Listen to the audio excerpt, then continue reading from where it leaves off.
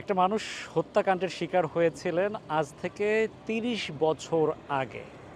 বলা হয় শোকের আয়ু বড়জোর ১ বছর থাকে বিংশ শতাব্দীতে। কিন্তু দেখুন যে মানুষটা হত্যাকাণ্ডের শিকার হন ১৯৯৪ সালের ২৪ জুন শুক্রবার। সেই মানুষটিকে হয়তো তার পরিবারের স্বজনরা হয়তো তাদের কান্না শুকিয়ে গিয়েছে, বন্ধু-বান্ধব যারা আছেন তারা হয়তো ভুলেও গিয়েছেন। কিন্তু তাকে ভুলে যাননি পুলিশ বাহিনীর সদস্যরা। এনওয়াইপিডি ক্রাইম স্টপার্স একদম নতুন একটি পোস্টার আমি এখানে দেখতে পাচ্ছি, একদম নতুন, রঙিন। হয়তো আজকালের মধ্যে তারা লাগিয়েছেন।